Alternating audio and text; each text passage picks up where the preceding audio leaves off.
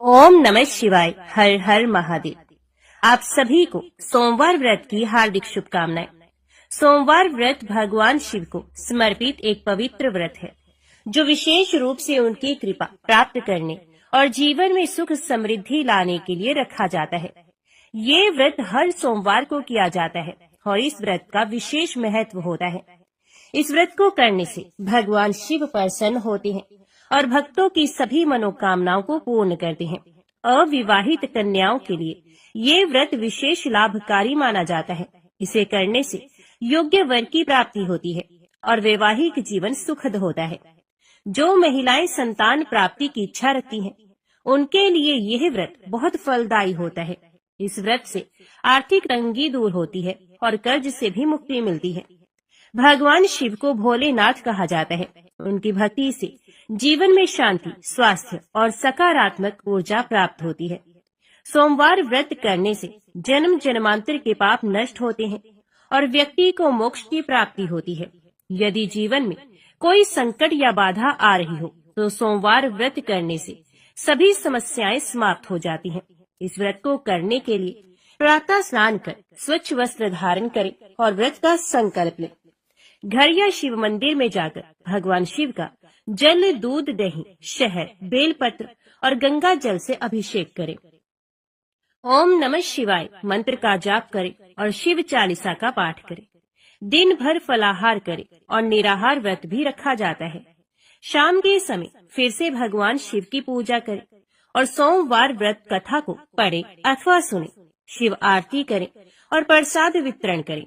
अगले दिन प्रातः किसी ब्राह्मण या जरूरतमंद को भोजन कराकर व्रत का पारण करें। ये व्रत हर सोमवार किया जाता है या फिर 16 सोमवार तक लगातार यह व्रत करने से विशेष फल की प्राप्ति होती है। और श्रावण मास में किए जाने वाले सोमवार व्रत का भी विशेष महत्व होता है। सोमवार व्रत भगवान शिव की कृपा पाने और जीवन में सुख समृद्धि लाने का एक उत्तम साधन है।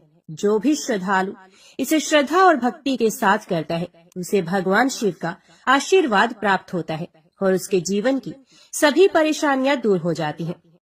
अभी सुनिए सोमवार की पौराणिक व्रत कथा। आर्याव्रत में चित्रवर्मा नाम से प्रसिद्ध एक राजा थे। वे दुष्टों को दंड देने के लिए यमराज के समान समझे जाते थे।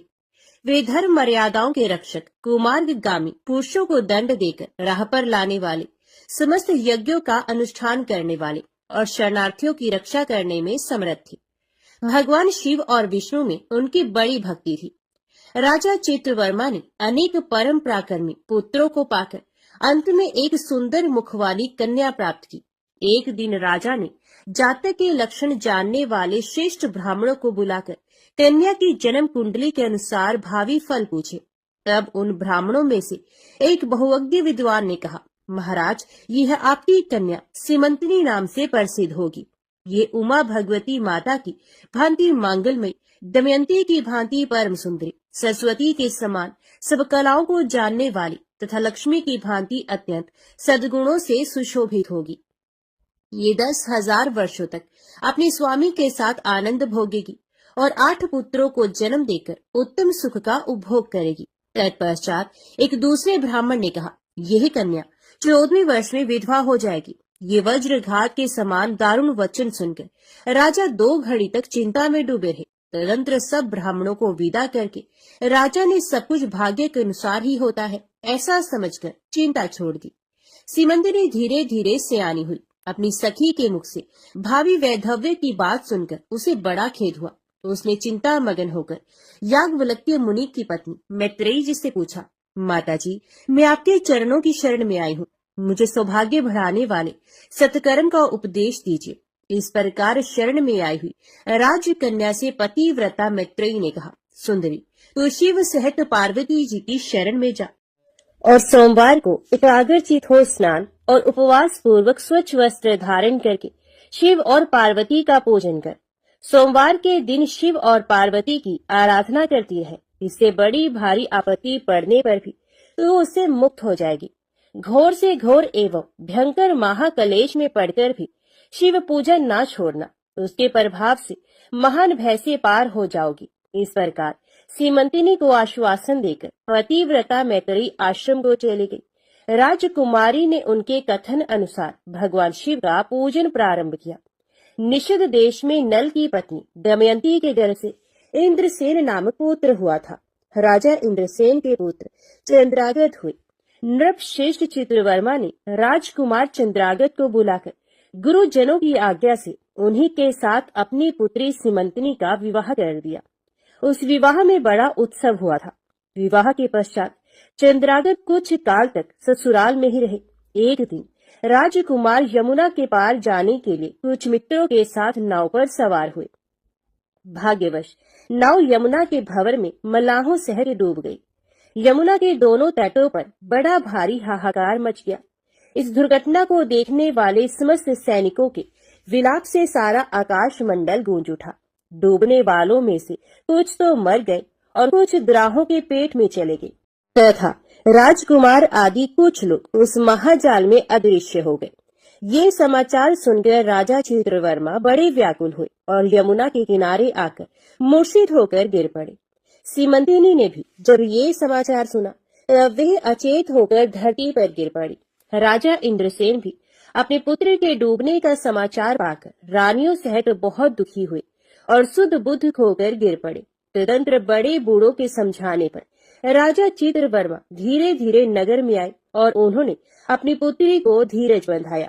राजा चित्रवर्मा ने जल में डूबे हुए अपने दामाद का औधर देह कृत्य वहां आए हुए उनके बंधु बांधवों से करवाया। पतिव्रता सीमंतिनी ने चिता में बैठकर पतिलोक में जाने का विचार किया, किंतु उसके पिता ने स्नेहवश उसे रोक लिया। तब वे विधवा जीवन व्यतीत करने लगी। मुनि पत्नी मैत्रेयी ने जिस शुभ सोमवार व्रत का उपदेश दिया था उसे सदाचार परायणा सीमंतिनी ने विधवा होने पर भी नहीं छोड़ा। इस प्रकार 14वें वर्ष की आयु में अत्यंत दारुण दुख पाकर वे भगवान शिव के चरणार विंदों का चिंतन करने लगी। शिव की आराधना करते करते उसके 3 वर्ष व्यतीत हो गए। उधर पुत्र शोक से उन्मत्त हुए राजा इंद्रसेन को बलपूर्वक दबाकर उनके भाइयों ने सारा राज्य छीन लिया और उन्हें पत्नी सहित पकड़कर कारागृह में डाल दिया। इंद्रसेन के पुत्र चंद्रागत यमुना के जल में डूबने पर नीचे नीचे गहराई में उतरने लगे। बहुत नीचे जाने पर उन्होंने नागवधुओं को जल क्रीड़ा में निमग्न देखा। राजकुमार को देखकर वे भी विस्मित हुए और उन्हें पाताल लोक में ले गए। वहां चंद्रागत ने तक्षक नाग के परम अद्भुत रमणीय नगर में प्रवेश किया और इंद्र भवन के समान मनोहर एक सुंदर महल देखा, जो बड़े बड़े रत्नों की प्रकाशमान किरणों से उद्दीप्त हो रहा था। भगवान सूर्य के समान तेजस्वी तक्षक नाग को सभा भवन में विराजमान देख परम बुद्धिमान राजकुमार ने प्रणाम किया और हाथ जोड़कर खड़े हो गए। तक्षक के तेज से उनके नेत्र चौंधे आ गए। नागराज ने भी मनोरम राजकुमार को देखकर उन नागिनों से पूछा, ये कौन है और कहाँ से आया है? उन्होंने उत्तर दिया, हमने इसे यमुना जल में देखा है और इसके कुल तथा नाम का परिचय न होने के कारण आपके पास ले आई हैं। तब तक्षक ने राजकुमार से पूछा, तुम किसके पुत्र हो, कौन हो, कौन सा तुम्हारा देश है और यहाँ पर तुम्हारा कैसे आगमन हुआ है? राजपुत्र ने कहा, भूमंडल में निषद नाम से प्रसिद्ध एक देश है। उसके स्वामी राजा नल महायशस्वी हो गए हैं। वे पुण्य श्लोक माने जाते हैं। उनके पुत्र इंद्रसेन हुए और इंद्रसेन का पुत्र मैं हुआ। मेरा नाम चंद्रागत है। मैं अभी नूतन विवाह करके ससुराल में ही टिका था और यमुना जी के जल में विहार करता हुआ दैव की प्रेरणा से डूब गया। ये नाग पत्नियां मुझे आपके पास ले आई हैं। जन्मांतर के उपार्जित पुण्यों के प्रभाव से यहाँ मैंने आपके चरणार विंदों का दर्शन किया है। आज मैं धन्य हूँ। मेरे माता पिता कृतार्थ हो गए, क्योंकि आपने दया करके मेरी ओर देखा और मुझसे वार्तालाप किया है। इस प्रकार अत्यंत मनोहर उदारता पूर्ण वचन सुनकर तक्षक ने कहा, राजकुमार तुम भय न करो, धैर्य रखो और बताओ, तुम संपूर्ण देवताओं में किसकी पूजा करते हो? राजकुमार ने कहा, जो संपूर्ण देवों में महादेव कहे जाते हैं उन्हें विश्वात्मा उमापति भगवान शिव की मैं पूजा करता हूँ, जो विधाता के भी विधाता, कारणों के भी कारण और तेजों में सर्वोत्कृष्ट तेज है। वे भगवान शिव मेरी परम गति है, जो अत्यंत निकट होकर भी पाप से दूषित चित्त वाले पुरुषों के लिए बहुत दूर है। तथा जिनके तेज की कोई सीमा नहीं, जो अग्नि, भूमि, वायु, जल और आकाश में भी स्थित है। ये विश्वात्मा भगवान सदाशिव हम सबके लिए परम पूजनीय है, जो संपूर्ण भूतों के साक्षी, सबकी आत्मा में स्थित रहने वाले परमेश्वर तथा निरंजन है।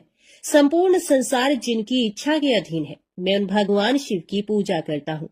ज्ञानी पुरुष जिन्हें एक आदि और पुराण पुरुष कहते हैं, गुणों के भेद से जिनमें भिन्नता की प्रतीति होती है, जिन्हें कोई तो क्षेत्रज्ञ, कोई तुरैय और कोई कूटस्थ कहते हैं, ये भगवान शिव मेरे परम आश्रय है, जो चैतन्य में अचिंत्य तत्व है, जिनके तेज का कहीं अंत नहीं। श्रुति के नेति नेति वचनों से तद भिन्न समस्त वस्तुओं का बाध करके जिनके स्वरूप का निश्चय किया गया है, तथा आत्मज्ञानी पुरुषों के भी मन और वाणी की वृत्तियां जिनका स्पर्श नहीं कर पाती हैं, वे ही ये भगवान शिव मेरे परम पूजनीय है। जिनका प्रसाद पाकर साधु पुरुष अत्यंत उज्जवल इंद्रपद की भी अभिलाषा नहीं रखते, तथा कर्मों की अर्गला और काल चक्र को लांघकर निर्भय होकर विचरते हैं, वे भगवान शिव मेरी परम गति है।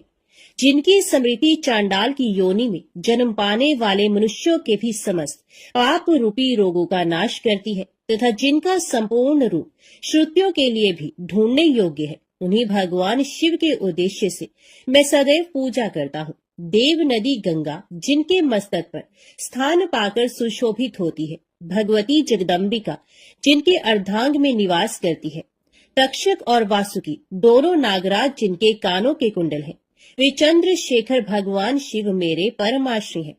जिनके चरण कमल वेदों के शीर्ष स्थानीय उपनिषदों में गौरवान्वित होती है, वेदांत की श्रुति भी जिनके चरणार विंदों का गुणगान करती है, जिनका दिव्य स्वरूप सदा योगियों के हृदय में प्रकाशित होता है, तथा जिनकी सगुण मूर्ति संपूर्ण तत्वों का प्रकाश करने वाली है, गुणमयी सृष्टि पर विजय पाने वाले वे भगवान शंकर मेरे द्वारा पूजित होते हैं। राजकुमार की ये बात सुनकर तक्षक का चित्त प्रसन्न हो गया। उनके हृदय में महादेव जी के प्रति नूतन भक्ति भाव का उदय हो गया, और वे उनसे इस प्रकार बोले, राजेंद्र नंदन, तुम्हारा कल्याण हो।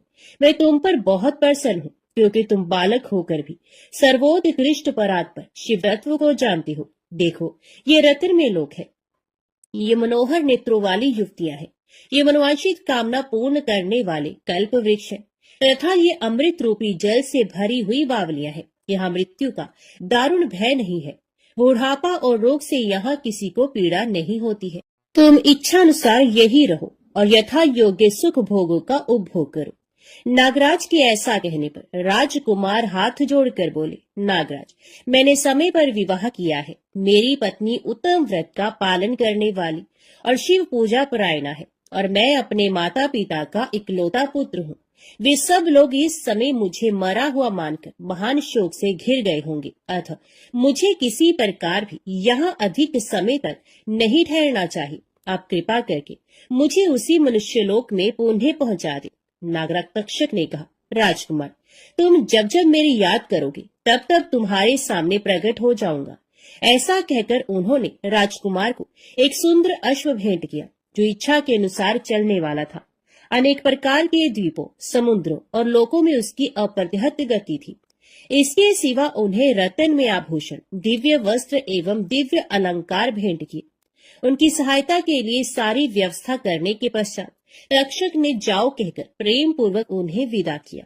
चंद्रांगद उस घोड़े पर सवार हो निकले और थोड़ी ही देर में यमुना के जल से बाहर आकर उस दिव्य अश्व पर चढ़े हुए नदी के रमणीय तट पर घूमने लगे। इसी समय पतिव्रता सीमंतनी अपनी सखियों से घिरी हुई वहां स्नान करने के लिए आई।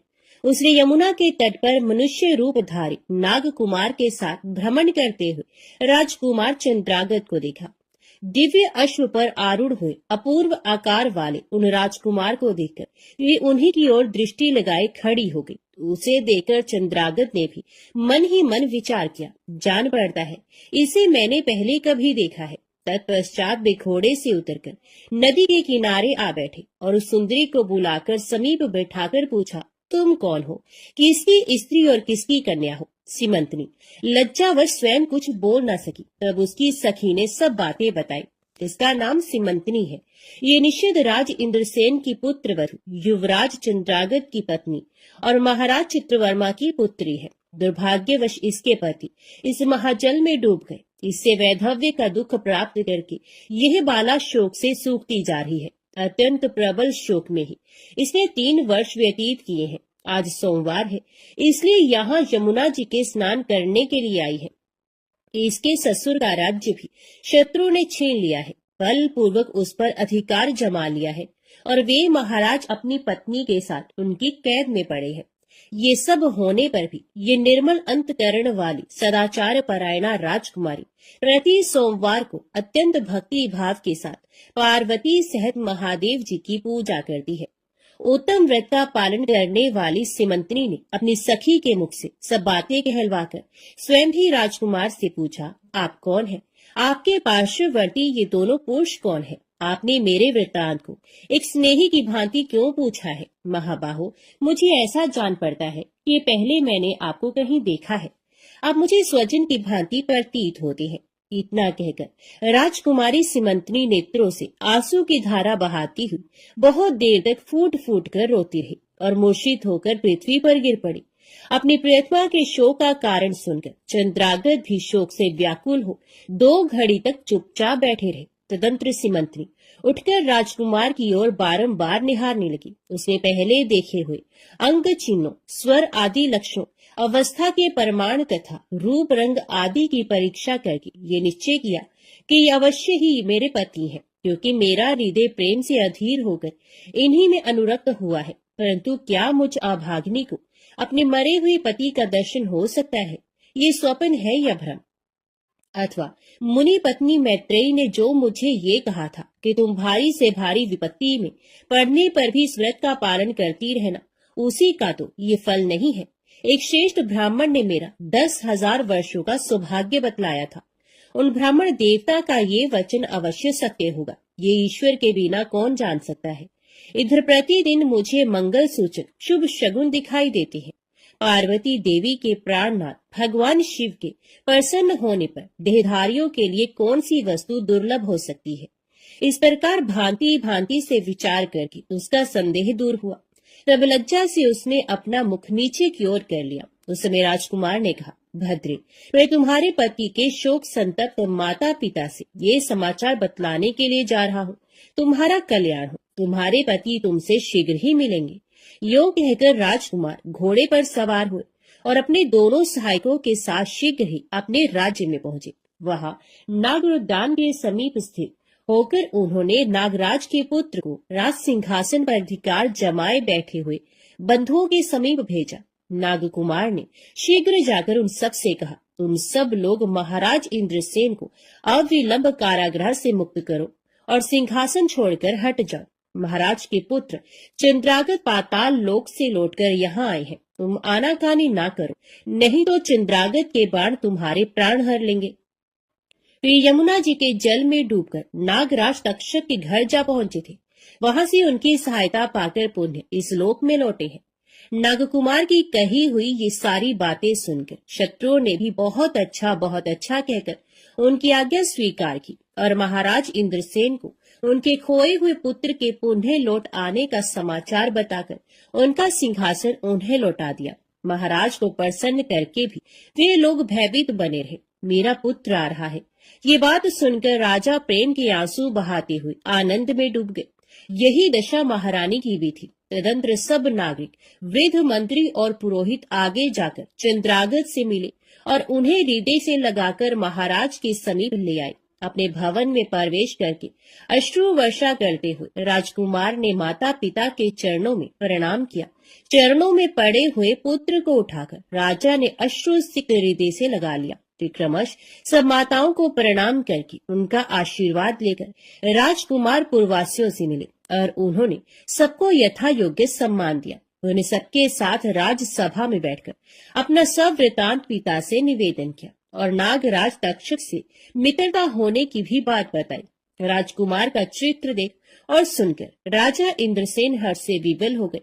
उन्होंने अपने मन में यही माना कि मेरी पुत्र वधु ने भगवान महेश्वर की आराधना करके इस अनुपम सौभाग्य का अर्जन किया है। निषदराज ने ये मंगलमय वार्ता दूतों के द्वारा महाराज चित्रवर्मा को भी कहला दी। ये अमृतमयी वार्ता सुनकर महाराज चित्रवर्मा आनंद से विवल हो गए और बड़े वेग से उठकर उन्होंने संदेश वाहकों को उपहार में बहुत धन दिया। फिर अपनी पुत्री को बुलवाकर उन्होंने उससे वैधव्य के चिन्हों का परित्याग करवाया और उसे नाना प्रकार के आभूषणों से विभूषित किया। तत्पश्चात समूचे राष्ट्र के गांव और नगर आदि में बड़ा भारी उत्सव हुआ और सब लोगों ने राजकुमारी सीमंतिनी के सदाचार की बड़ी प्रशंसा की। चित्रवर्मा ने इंद्रसेन के पुत्र चंद्रागत को बुलाकर सीमंतिनी को उनके साथ विदा कर दिया। चंद्रागत ने तक्षक के घर से लाए हुए रत्न आदि आभूषणों के द्वारा, जो मानव मात्र के लिए अत्यंत दुर्लभ है, अपनी पत्नी को अलंकृत किया। तपे हुए स्वर्ण के समान सुशोभित 40 कोस तक जाने वाली सुगंध से युक्त दिव्य अंगराग से सीमंतिनी की बड़ी शोभा हो रही थी। कमल के केसर के समान रंग वाले कल्प वृक्ष के पुष्पों से बनी हुई और कभी ना कुम्हलाने वाली माला भी सती सीमंतिनी की शोभा बढ़ा रही थी। इस प्रकार शुभ मुहूर्त में अपनी पत्नी को साथ लेकर श्वशुर की आज्ञा से चंद्रागत उन्हें अपनी नगरी में आए। महाराज इंद्रसेन ने अपने पुत्र को राज सिंहासन पर बिठाकर तपस्या द्वारा भगवान शिव की आराधना करके योगी पुरुषों को उपलब्ध होने वाली उत्तम गति प्राप्त की।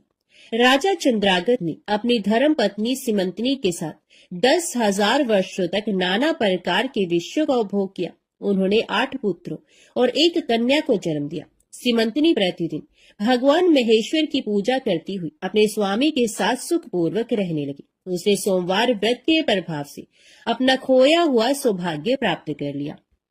ओम नमः शिवाय। हर हर महादेव। अभी सुनिए 16 सोमवार की व्रत कथा। एक बार भगवान शिवजी पार्वती जी के साथ भ्रमण करते हुए मृत्यु लोक की अमरावती नगरी में पहुंचे। उस नगर के राजा ने भगवान शिव का एक विशाल मंदिर बनवा रखा था। शिव और पार्वती उस मंदिर में रहने लगे। एक दिन पार्वती ने भगवान शिव से कहा कि हे प्राणनाथ, आज मेरी चौसर खेलने की इच्छा हो रही है। पार्वती की इच्छा जानकर शिव पार्वती के साथ चौसर खेलने बैठ गए। खेल प्रारंभ होते ही उस मंदिर का पुजारी वहां आ गया। माता पार्वती जी ने पुजारी जी से पूछा कि हे पुजारी जी, ये बताइए कि इस बाजी में किसकी जीत होगी। तो ब्राह्मण ने कहा कि महादेव जी की, परंतु चौसर में शिव जी की पराजय हुई और माता पार्वती जी की जीत हुई। तब ब्राह्मण को उन्होंने झूठ बोलने के अपराध में कोढ़ी होने का श्राप दिया। शिव और पार्वती उस मंदिर से कैलाश पर्वत पर लौट गए। पार्वती जी के श्राप के कारण पुजारी कोढ़ी हो गया। नगर के स्त्री पुरुष उस पुजारी की परछाई से भी दूर दूर रहने लगे। कुछ लोगों ने राजा से पुजारी के कोढ़ी हो जाने की शिकायत की, तो राजा ने किसी पाप के कारण पुजारी के कोढ़ी हो जाने का विचार कर उस मंदिर से निकलवा दिया। उसकी जगह दूसरे ब्राह्मण को पुजारी बना दिया गया।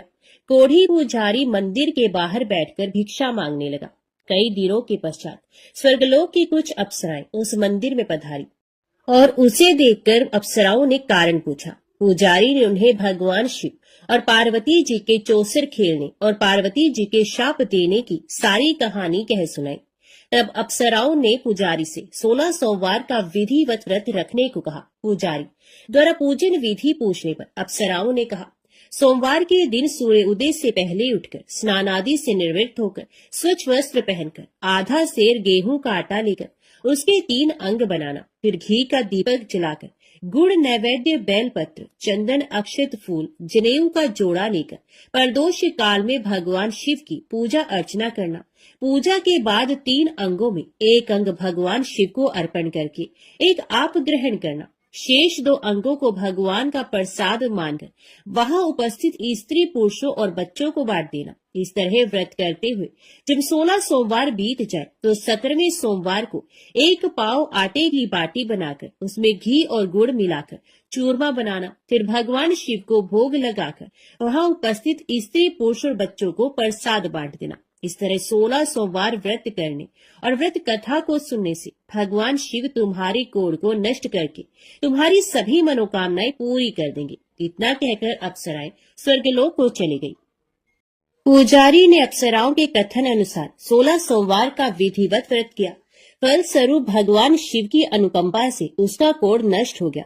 राजा ने उसे फिर मंदिर का पुजारी बना दिया और वह मंदिर में भगवान शिव की पूजा करता आनंद से जीवन व्यतीत करने लगा। कुछ दिनों के बाद उन्हें पृथ्वी का भ्रमण करते हुए भगवान शिव और पार्वती उस मंदिर में पधारे। स्वस्थ पुजारी को देखकर पार्वती ने आश्चर्य से उसके रोग मुक्त होने का कारण पूछा तो पुजारी ने उन्हें 16 सोमवार व्रत करने की सारी कथा कह सुनाई। पार्वती जी भी व्रत की बात सुनकर बहुत प्रसन्न हुई और उन्होंने पुजारी से उसकी विधि पूछकर स्वयं 16 सोमवार का व्रत प्रारंभ किया। पार्वती जी उन दिनों अपने पुत्र कार्तिकेय के नाराज होकर दूर चले जाने से बहुत चिंतित रहती थी।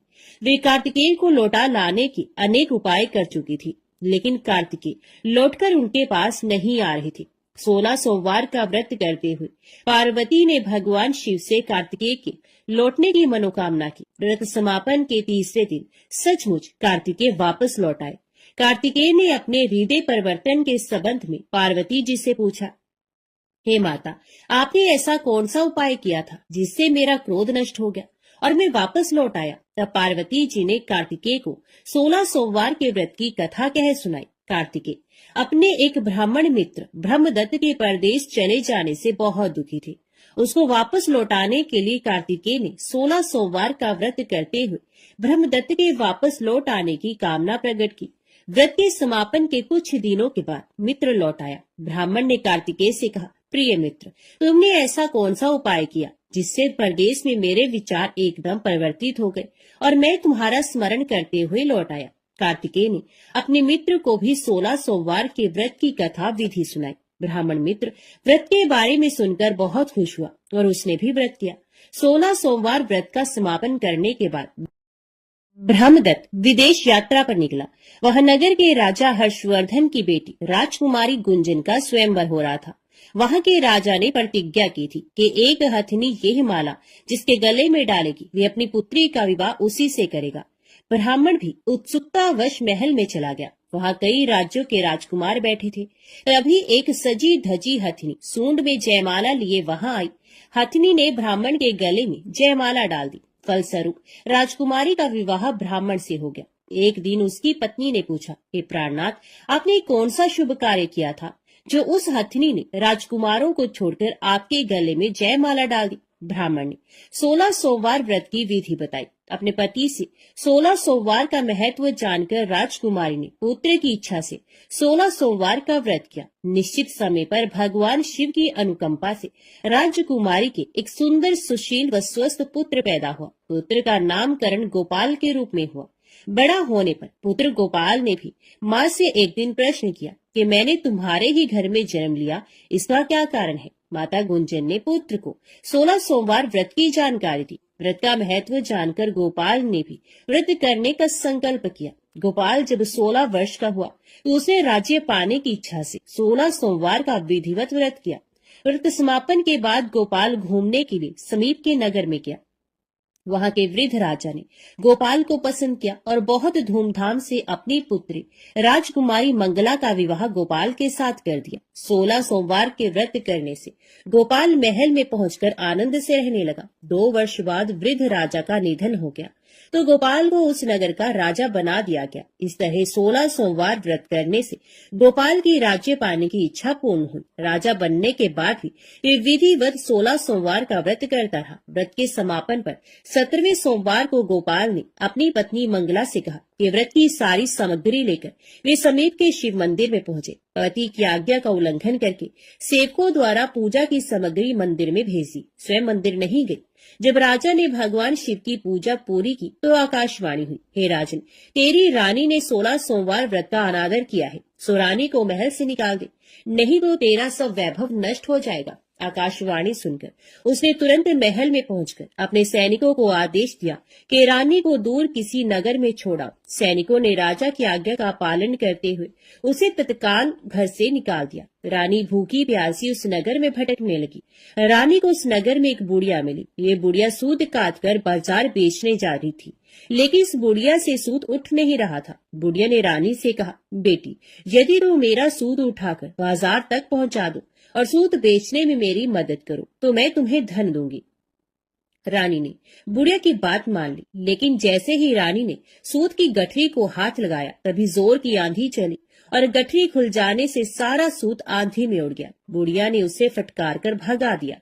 रानी चलते चलते नगर में एक तेली के घर पहुंची। उस तेली ने तरस खाकर रानी को घर में रहने के लिए कह दिया, लेकिन तभी भगवान शिव के प्रकोप से तेली के तेल से भरे मटके एक एक करके फूटने लगे। तेली ने भी भगा दिया। भूख प्यास से व्याकुल रानी वहां से आगे गई और चल पड़ी। रानी ने एक नदी पर जल पीकर अपनी प्यास शांत करनी चाही तो नदी का जल उसके स्पर्श से सूख गया।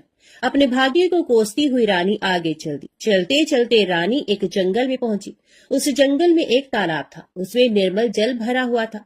निर्मल जल देखकर रानी की प्यास तेज हो गई, जल पीने लगी। रानी ने तालाब की सीढ़ियां उतरकर जैसे ही जल को स्पर्श किया तभी उस जल में असंख्य कीड़े उत्पन्न हो गए। रानी ने दुखी होकर उस गंदे जल को पीकर अपनी प्यास शांत की। रानी ने एक पेड़ की छाया में बैठकर कुछ देर आराम करना चाहा तो उस पेड़ के पत्ते पल भर में सूखकर बिखर गए।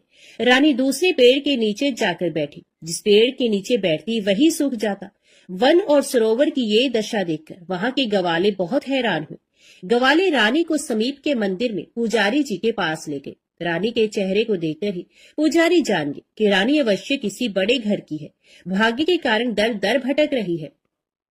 पुजारी ने रानी से कहा, पुत्री तुम कोई चिंता नहीं करो, मेरे साथ इस मंदिर में रहो, कुछ ही दिनों में सब ठीक हो जाएगा। पुजारी की बातों से रानी को बहुत सांत्वना मिली। रानी उस मंदिर में रहने लगी। रानी भोजन बनाती तो सब्जी जल जाती, आटे में कीड़े पड़ जाते, जल से बदबू आने लगती। पुजारी भी रानी के दुर्भाग्य से बहुत चिंतित होते हुए बोली, हे पुत्री, अवश्य ही तुझसे कोई अनुचित काम हुआ है जिसके कारण देवता तुझसे नाराज है और उनकी नाराजगी के कारण ही तुम्हारी ये दशा हुई है। पुजारी की बात सुनकर रानी ने अपने पति के आदेश पर मंदिर में ना जाकर शिव की पूजा नहीं करने की सारी कथा कह सुनाई। तो पुजारी ने कहा, अब तुम कोई चिंता मत करो, कल सोमवार है और कल से तुम 16 सोमवार के व्रत करना शुरू कर दो। भगवान शिव अवश्य तुम्हारे दोषों को क्षमा कर देंगे। पुजारी की बात मानकर रानी ने 16 सोमवार के व्रत प्रारंभ कर दिए। रानी सोमवार का व्रत करके शिव की विधिवत पूजा अर्चना की और व्रत कथा सुनने लगी। जब रानी ने 17वें सोमवार को विधिवत व्रत का समापन किया तो उधर उसके पति राजा के मन में रानी की याद आई। राजा ने तुरंत अपने सैनिकों को रानी को ढूंढकर लाने के लिए भेजा। रानी को ढूंढते हुए सैनिक मंदिर में पहुंचे और रानी से लौटकर चलने के लिए कहा। पुजारी ने सैनिकों से मना कर दिया और सैनिक निराश होकर लौट गए। उन्होंने लौटकर राजा को सारी बात बताई। राजा स्वयं उस मंदिर में पुजारी के पास पहुंचे और रानी को महल से निकाल देने के कारण पुजारी जी से क्षमा मांगी। पुजारी जी ने राजा से कहा, ये सब भगवान शिव के प्रकोप के कारण हुआ है। इतना कहकर रानी को विदा किया। राजा के साथ रानी महल में पहुंची। महल में बहुत खुशियां मनाई गई। पूरे नगर को सजाया गया। राजा ने ब्राह्मणों को अन्न, वस्त्र और धन का दान किया। नगर में निर्धनों को वस्त्र बांटे गए। रानी 16 सोमवार का व्रत करते हुए महल में आनंद पूर्वक रहने लगी। भगवान शिव की अनुकंपा से उसके जीवन में सुख ही सुख भर गए। 16 सोमवार के व्रत करने और कथा सुनने से मनुष्य की सभी मनोकामनाएं पूर्ण होती हैं और जीवन में किसी तरह की कमी नहीं होती है। स्त्री पुरुष आनंद पूर्वक जीवन यापन करते हुए मोक्ष को प्राप्त होती है। ओम नमः शिवाय। हर हर महादेव। दक्षिण के किसी जंगली प्रदेश में रहने वाली एक शिकारी जाति का सरदार नाग था। उसका काम था हत्या करना। उसके बाणों की नोक में जहर लगा रहता था जो आग के समान जलता था। धनुष बाण चलाने में वे अत्यंत चतुर था। क्रोधोमद सिंह के समान वे बली था। उसकी पत्नी का नाम तत्ता था। वे भी सिंहनी के ही समान डरावनी थी। वे उजले शंखों और सिंह के दांतों की माला पहनती थी। बहुत दिनों के बाद उन्हें एक पुत्र उत्पन्न हुआ। उसका नाम तिन रखा गया। तिन का अर्थ भारी होता है। अपने लड़के को गोद में उठाने पर नाग को वे भारी लगा, इसलिए उसका नाम उसने तिन रख दिया। तिन 16 वर्ष की उम्र में ही धनुष बाण, भाला, तोमर और वीरों के योग्य दूसरे अस्त्र शस्त्र चलाने में बहुत निपुण हो गया। नाग को बुढ़ापा आता हुआ मालूम हुआ। उसने तिन को अपनी जाति का सरदार बना दिया। तिन नियम अनुसार पहल आखेट को निकला। बहुत से जानवर मारने के बाद उसने घने जंगल में एक सूअर का शिकार किया। वहीं उसके 2 नौकर नान और काट उससे आ मिले। उन्होंने सूअर को उठा लिया और बढ़ चले। रास्ते में उनको जोरों की भूख लगी। तीन ने पूछा, यह मीठा पानी कहाँ मिलेगा, तुम्हें कुछ पता है? तो नान बोला, उस विशाल शाल वृक्ष के उस पार एक पहाड़ी है और उसी के नीचे स्वर्णा नदी बहती है। तीन ने कहा, चलो तो वहीं चलते हैं। तीनों चल पड़े। वहां पहुंचने पर तीन ने पहाड़ी पर चढ़ने की इच्छा जताई। नान ने भी जोर दिया, हाँ, ये पहाड़ बहुत ही रमणीक है। शिखर पर एक मंदिर है जिसमें भगवान जटाजूटधारी की मूर्ति है। आप उनकी पूजा कर सकते हैं। पहाड़ पर चढ़ते चढ़ते तीन की भूख प्यास गायब हो गई। उसे ऐसा मालूम होने लगा मानो सर पर से कोई भार उतरा जाता हो। उसे एक प्रकार का अनिर्वचनीय आनंद मिलने लगा। उसके भीतर कोई नई ही अभिलाषा उत्पन्न हो गई। वह बोला, नान, तुम्ही ने तो कहा है कि ऊपर भगवान जटाजूटधारी का मंदिर है, चलो उनके दर्शन कराएं। वे शिखर पर चढ़कर मंदिर के सामने पहुंचे। देव प्रतिमा को देखते ही भावुक हृदय तीन ने लपक कर उसे प्रेम लिंगन में बांध लिया। उसके आनंद का पार नहीं रहा। उसकी आंखों से अजस्त्र अश्रुधारा बहने लगी। वे कहने लगा, प्यारे भगवान, क्या तुम यहाँ अकेले ही जंगल में जंगली जंतुओं के बीच में रहते हो? यहाँ तुम्हारा कोई मित्र नहीं है। भक्ति से उसका हृदय गदगद हो गया। उसकी इस समाधिस्थ अवस्था में धनुष सर्ग कर गिर गया। मूर्ति के सर पर कुछ हरे पत्ते, जंगली फूल और शीतल जल देखकर वे दुखी हो गया और कहने लगा, किस नराधम ने मेरे स्वामी के सर पर ये चीजें रखी हैं? नान ने जवाब दिया, आपके पूज्य पिता के साथ मैं यहाँ बहुत बार आया हूँ। हमने एक ब्राह्मण को ये करते देखा था। उसने देवता के सर पर ठंडा पानी डाल दिया और फूल पत्तियां रख दी। फिर वे खूब उसी तरह बड़बड़ाता रहा जैसे कि हम ढोल पीट पीट कर देवता के सामने किया करते हैं। उसने आज भी जरूर यही किया होगा। तीन को भी पूजा करने की बड़ी प्रबल इच्छा थी, किंतु ढंग नहीं मालूम होने से उसने सोचा कि मैं भी क्यों ना इसी तरह भूखे भगवान को मांस लाकर खिलाऊं। तीन मंदिर से रवाना हुआ, मगर तुरंत ही लौट आया। वे बार बार जाने की कोशिश करता था, किंतु इस नई निधि को छोड़ने की इच्छा न होने से लौट आता था। उसकी हालत उसी गाय जैसी हो गई जो अपने पहले बछड़े को नहीं छोड़ना चाहती। उसने सरलता से कहा, प्यारे मालिक, मैं जाकर तेरे लिए अपने हाथों मांस पकाकर लाऊंगा। तुझे यूं अकेला और असहाय छोड़ने को जी नहीं चाहता, किंतु तुझे भूख लग रही है और जाकर तेरे खाने के लिए कुछ लाना ही होगा। आंखों में आंसू भरे आते हैं। यो वे जंगली शिकारी मंदिर से चला। नान उसके पीछे पीछे चला। पहाड़ी के नीचे आने पर उसने दूसरे नौकर को सारी कथा कह सुनाई। ये भी कहा कि मालिक ने मूर्ति का आलिंगन किया था, उसे देर तक नहीं छोड़ा और अब देवता के लिए पका हुआ मांस ले जाने को आए हैं। नौकर रोने लगे, हमारा तो सर्वनाश हो गया, सरदार पागल हो गया। तीन ने उनके रोने की जरा भी परवाह न की। उसने पकाया, फिर उसे चक्कर देखा कि ठीक ठीक पका तो है, स्वाद ठीक है, और संतोष हो जाने पर पहाड़ पर ले जाने के लिए उसे शाल के पत्ते में लपेट कर रख लिया। नौकरों ने मन ही मन कहा, पगला कर क्या रहा है? पका हुआ मांस मुंह में डालकर चखता है और इतना भूखा होने पर भी उसे बिना खाए ही पत्ते पर रख देता है। अपनी भूख प्यास की तो कोई बात ही नहीं करता। हमें भी मांस देने का नाम नहीं लेता। अपने देवता के लिए थोड़ा सा चुनकर बाकी फेंक देता है। इसका सर फर गया है, अब अच्छा नहीं हो सकता। खैर चलो, इसके बाप से ये बात कह देती है। दोनों नौकर उसे छोड़कर चले गए। तीन ने ना तो उनकी बात सुनी और ना उनका जाना ही उसे मालूम हुआ। वे तो अपने ही काम में मगन था। अभिषेक के लिए उसने अपने मुंह में ताजा पानी भर लिया, क्योंकि उसके पास कोई बर्तन नहीं था। चढ़ाने के लिए अपने बालों में उसने कुछ जंगली सुगंधित फूल खोस लिए। एक हाथ में उसने मांस लिया और दूसरे में आत्म रक्षा के लिए तीर, धनुष, और वे दोपहर की कड़कड़ाती धूप में पहाड़ पर चढ़कर जाने लगा। ये सोचकर कि देवता भूखे होंगे, वे और भी तेजी से चलने लगा। शिखर पर पहुंचने के बाद वे मंदिर में जूता पहने ही दौड़कर घुस गया। देवता के सर पर से पुराने फूल उसने बड़े स्नेह के साथ पैरों से हटाए। अभिषेक के लिए ऊपर से कुल्ला कर दिया और देवता के आगे मांस रखकर अपनी साधारण बोली में खाने का आग्रह करने लगा। अंधेरा हो गया। टिन ने सोचा, ये समय तो जंगली जानवरों के घूमने का है, देवता को यहाँ अकेला छोड़कर मैं नहीं जा सकता। उसने हाथ में धनुष बाण लेकर रात भर पहरा दिया। सवेरा होने पर जब चिड़िया चहचहाने लगी तब वे देवता के आगे प्रणिपात और प्रार्थना करके ताजा मांस लाने के लिए चला गया। वे ब्राह्मण पुजारी जो पूजा किया करता था, नियम अनुसार प्रातः काल आया। मंदिर में जूतों और कुत्ते के पैरों की छाप देखकर तथा चारों ओर हाड़ मांस चितराया हुआ देखकर वे बहुत ही घबराया। विलाप करने लगा, हाय भगवान, अब मैं क्या करूं? किसी जंगली शिकारी ने मंदिर भ्रष्ट कर दिया है। लाचार उसने झाड़ बुहार कर साफ किया। मांस के टुकड़े कहीं पैरों से छू ना जाए, इसलिए उसे बड़ी कठिनता से इधर उधर चलना पड़ता था। फिर भी नदी में से स्नान करके आया और मंदिर की संपूर्ण शुद्धि की। आंखों में आंसू भरकर देवता के आगे प्रणिपात करने लगा। फिर उठकर उसने वेद ऋचाओं से परम पुरुष परमात्मा की स्तुति की। पूजा समाप्त करके वे अपने तपोवन को लौट गया।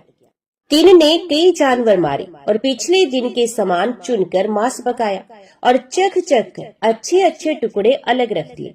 उसने कई अच्छे ताजे मधु के छत्ते इकट्ठे किए, उनका मधु मांस में निचोड़ा। फिर वे मुंह में पानी भरकर बालों में फूल खोसकर एक हाथ में मांस लिए हुए और दूसरे में धनुष बाण लेकर पहाड़ पर चढ़ा। ज्यों-ज्यों मंदिर निकट आता जाता था, उसकी आतुरता भी बढ़ती जाती थी। वे बड़े बड़े डग भरता चला। उसने देवता के सर पर से फूल पत्ते पैर से ठेलकर साफ किए, कुल्ला करके अभिषेक कराया और ये कहते हुए कि मांस का उपहार सामने रखा। देवता, कल से आज का मांस मीठा है, कल तो केवल सुअर का मांस था, आज तो बहुत से स्वादिष्ट जानवरों के मांस चखकर और उसकी खूब स्वादिष्ट चुनकर लाया हूँ। उसमें मधु भी निचोड़ा है। इस तरह टिन के 5 दिन भर शिकार करके देवता के लिए मांस इकट्ठा करने और रात भर पहरा देने में बीते। उसे आप खाने पीने की सुध ही न रही। टिन के चले जाने के बाद प्रतिदिन ब्राह्मण पंडित आते और रात के इस भ्रष्टाचार पर विलाप करते। मंदिर धोकर साफ करते, नदी स्नान करके शुद्धि करते और पूजा पाठ करके अपने स्थान पर लौट जाते। जब इतने दिनों तक टिन नहीं लौटा तब उसके सभी संबंधी और माता पिता निराश हो गए। ब्राह्मण पुजारी रोज ही हार्दिक प्रार्थना करते, हे प्रभु, मेरे पाप क्षमा करो, ऐसा भ्रष्टाचार रोको। एक रात स्वप्न में परमेश्वर उनके सामने आकर बोले, मित्र, तुम मेरे इस प्रिय शिकारी भक्त को नहीं जानते। ये मत समझो कि वे निरा शिकारी ही है, वे तो बिल्कुल ही प्रेम में है। वे मेरे सिवा और कुछ जानता ही नहीं। वे जो कुछ करता है मुझको प्रसन्न करने के लिए करता है। जब वह अपने जूते की नोक से मेरे सर पर से सूखे फूल हटाता है तब उसका स्पर्श मुझे प्रिय पुत्र कुमार देव के आलिंगन से भी अधिक प्रिय लगता है।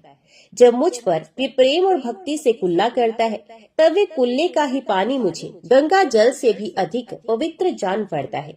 वे अनपढ़ मूर्ख सच्चे स्वाभाविक प्रेम और भक्ति से जो फूल और बालों में से निकाल कर मुझ पर चढ़ाता है, वे मुझे स्वर्ग में देवताओं के भी चढ़ाए फूलों से अधिक प्रिय लगते हैं। और अपनी मातृभाषा में वे आनंद और भक्ति से भरकर जो थोड़े से शब्द कहकर मेरे सिवा सारी दुनिया का भान भूलकर मुझे प्रसाद पाने को कहता है, वे शब्द मेरे कानों में ऋषि मुनियों के वेद पाठ से कहीं अधिक मीठे लगते हैं। यदि उसकी भक्ति का महत्व देखना हो तो कल आकर मेरे पीछे खड़े हो जाना। इस आदेश के बाद पुजारी को रात भर नींद नहीं आई। प्रातः काल वे नियम अनुसार मंदिर में पहुंचा और पूजा पाठ समाप्त करके मूर्ति के पीछे जाकर छिप गया।